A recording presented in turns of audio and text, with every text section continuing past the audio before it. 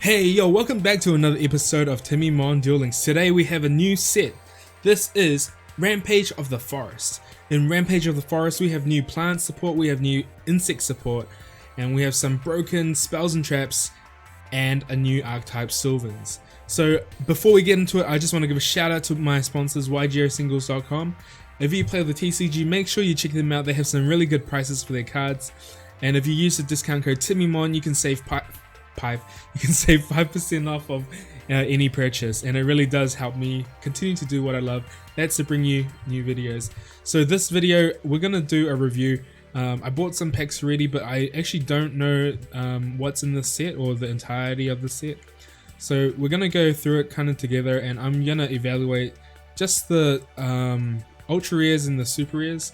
I'm not gonna talk too much about the rares and the commons. Yeah, actually for Sylvans, I'm just not going to talk about them. They're going to be good. I'll make another video dedicated to Sylvans probably tomorrow or the day after.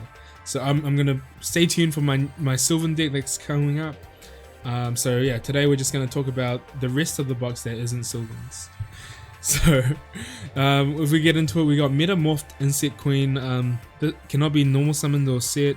Must be special summoned by a card effect.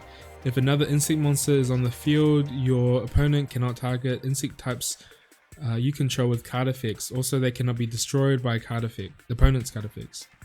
At the end of the damage step, if this card is attacked, you contribute one monster. If this card attacks, you contribute one, and this can attack again. Once per turn during your end phase, you can special summon an insect token. Okay, so there's a lot of text, but how do you summon this? I think it's a 7-star, so the best way to summon it, in my opinion, would just to be using the ninjutsu trap card. Using everything else is kind of slow. Yeah, but if you're using the ninjutsu trap card, there's actually like nothing you can do with it if it's in your hand. So the card, I feel like it's too hard to summon to bother spending so much resources on it. So, Metamorphed Insect Queen, I give that a thumbs down. The next card, Armored Bee, once per turn you can target one face-up monster you control, halve that target's attack until the end phase. This card is like almost good. Like if it's like when this card is summoned, target one monster, halve the attack until the end phase, that would be good. Because you can use it with like trap cards. So you can summon it from the graveyard, halve something, and then yeah, you're sweet. Or if it said halve something period and not until the end phase, like Gale the Whirlwind, Black Wings, they halve forever. So if it did that, this would be good as well. But it's sort of neither. It's once per turn, halve until the end phase. So even if you protect it, let's say with the econ, they're going to be in defense, so the attack doesn't matter. It doesn't say attack and defense, so I want to say it's I want to play it, but it's just not good enough to play. It's just like it's just not good enough. We have so in this set we have quite a few inherent summons. So inherent summon is just a summon that is summoned by itself and not by anything else. So for example, we had Spell Striker, that's an inherent summon. I can't think of any at the moment, but we don't have that many in the game. Oh, we have the Little Monarch, the fire one where you discard a fire monarch, discard a monster, or it's a monster or any card. You discard something, you can special it, and then you can when it's tribute, you hit something from their hand. That card's an inherent summon, and all the inherent summons are really good. Like Gaia Plate, that's an inherent summon. It's huge. It's 2/8 attack and it halves your opponent's attack. You know, these cards are all busted. So what's to stop Doomdozer from being busted? Nothing. This card, I feel like it's really good if there's enough insect cards to support playing this. So what made Gaia Plate good was there were just enough cards, rock cards to play it. So they had Magnet Warriors. If there's enough insect cards to play Doomdozer, then Doomdozer will be good. But at the moment, I don't know if we do, because there's no way to put insects in the graveyard that I know of. This card was used in the TCG because it's 2,800 attack. So 2/8 plus another 2/8 plus a 2/4 monster would be 8,000 exactly. So you would play it with I don't know. I guess you I don't know, you play with other 2/8 monsters. There was like Card of Demise, no, Demise, Armageddon King or something, I don't know, where it just blows up the field. It helps you summon this, and you can megamorph this, and then it becomes double the attack. And you can use Advanced Ritual Art that sends 2 insects from your deck to the graveyard, so then it sets up your combo already. But there's nothing that we have at the moment that sets up Doomdozer. So okay, what it does is banish 2 insects to special summon. That's pretty much it. The mill doesn't actually matter. Send the top card of their deck to the graveyard. So that, I guess, doesn't really matter that much. It's probably going to hurt you more than it helps. You're probably going to mill a Bacon Saver and cry. But anyway, I think anything with Inherent Summon is good enough to keep in your back pocket. So it's pretty good. I would say it will see play, but not yet. Gigaplant is a card that I'm hyped about. I'm actually more hyped about Gigaplant than the Sylvan cards. I know everyone's on the Sylvan train at the moment. I'm going to play Sylvans before I play Gigaplant. But there was a deck that I played that used Gigaplant and Supervise and Insect, one of the Gymnite insects, which summoned more Gigaplants. And this deck was one of the first combo decks that I had success with. So I love combo decks, and there's starting to be more and more combo decks in Duel Links. So we have the D heroes, and now we have plants and Sylvans and etc. You know, it's gonna be fun.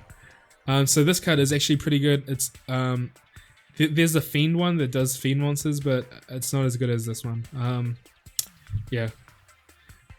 You know, yeah, we're just like one lone Fire Blossom away from being busted.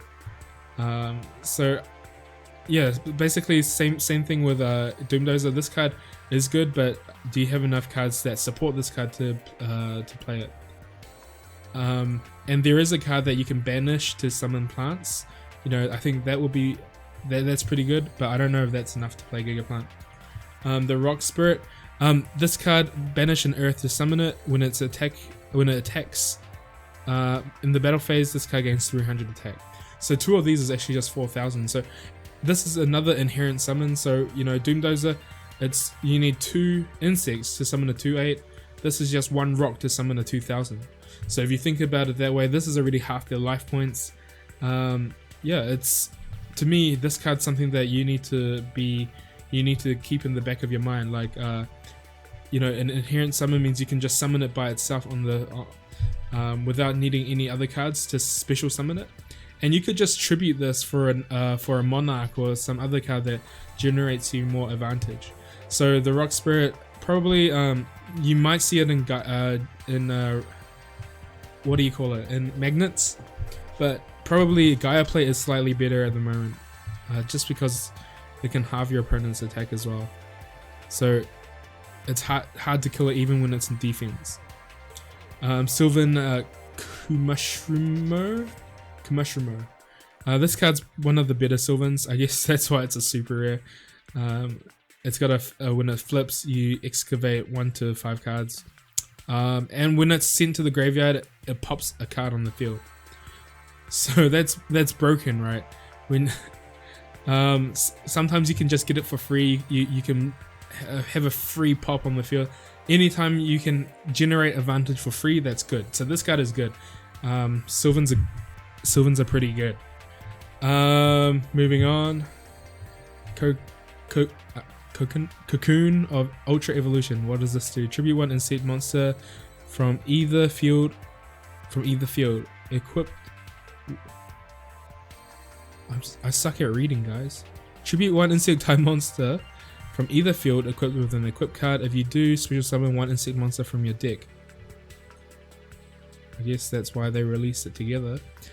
Ignoring its summoning conditions during your main phase, you can target.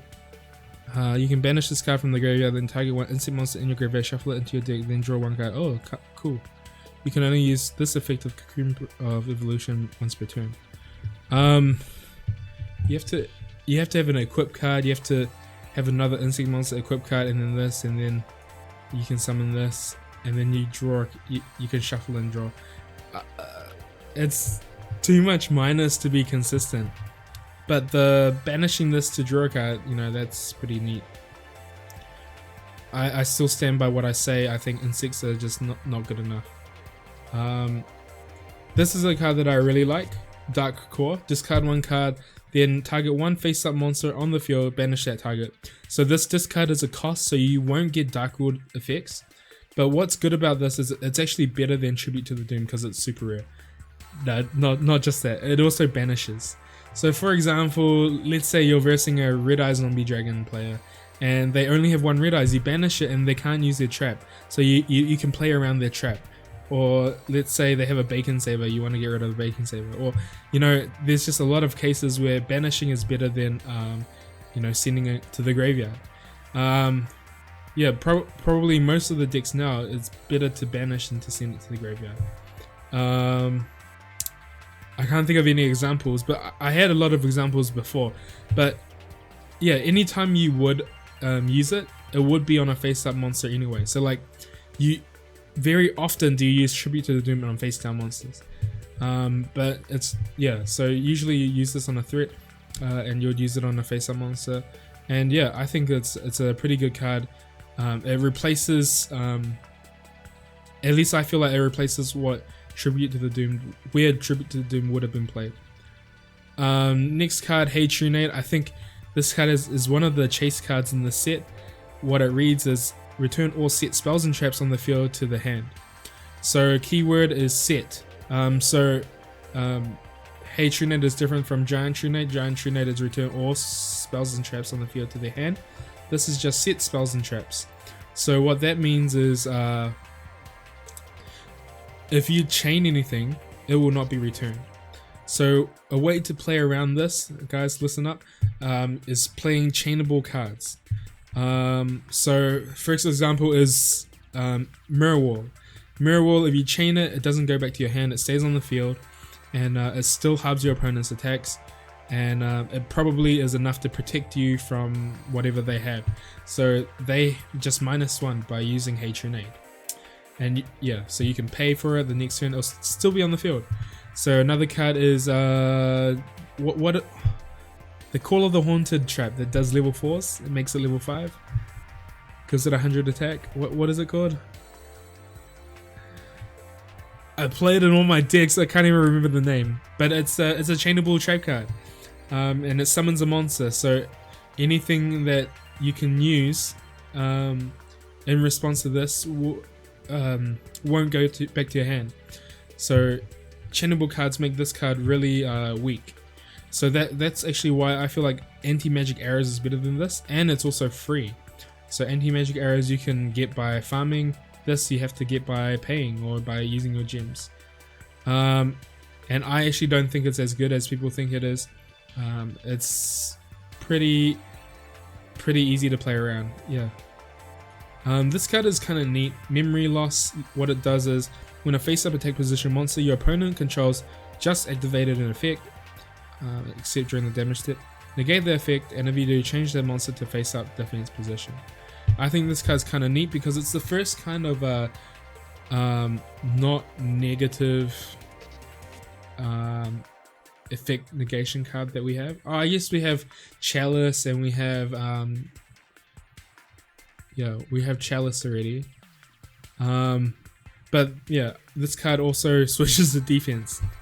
So I don't know, this I do feel like this card's pretty okay. But at the moment, yeah, I think Chalice is probably better, or even Divine Wrath. Actually, I changed my mind. Guys. When I was reading it, I thought, man, this is pretty good. I'll put this in a couple decks. But no, I just think Chalice is better because it can also boost your attack. Okay, I changed my mind, guys. So that's it from all the ultra rares and the super rares. So, in my honest opinion, I only think there are a few good cards in here. Well, I think the inherent summons are good, and of course I think Sylvans are good. So yeah, but like more than half of it is pretty average or useless in my opinion. So from the super rares and ultra rares side only, I probably would skip this box if you're a free to play player. If you wanted to build Sylvans, I think it's still okay to build Sylvans because they're mostly rares and only one super rare. So you could just hard reset for the Sylvan Mushroom if you wanted to build this deck. And I already got one. Yeah, apart from that, everything else is kind of average. There were a couple notable cards that I wanted to talk about. And one of them is Winged Rhinos. This card I think is pretty good because okay, what it does is during either player's turn, when a trap card is activated, you can return this face-up card from the field to the hand. So what's good about this is it plays around a lot of trap cards by its effect. I don't know how to word it, but cards like Floodgate Trap Hole won't work against you. Like Draining Shield won't work against you. Wall of D won't work against you. Like any normal trap card would just not work against you, or any trap card, yeah, that you would use on this, that you could use, it would just not work against this. And what's kind of cool is you can play trap cards to use this effect to bounce it to your hand. So what I mean is, like, you could use like a Jar of Greed. When they econ this to defense and attack you, you can Jar Greed and this goes back to your hand. Like it's pretty cool that you can gain advantage while bouncing this to your hand. And what's cool about it is it's also a Beast Warrior, so with the field card it's 2k, so any 2 direct hits, that's game. And yeah, I think it's it's got good typing. In what deck would I play this in? I think it'd probably be a deck that almost focuses around it.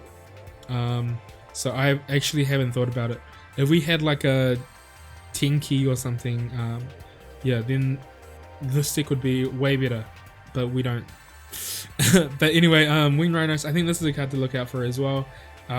It's something that it seems very basic, but it is pretty good, and I'm stuttering because it's just that good.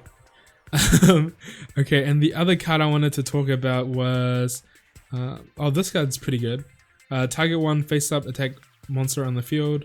It loses attack equal to its defense until the end of the turn. So, you know,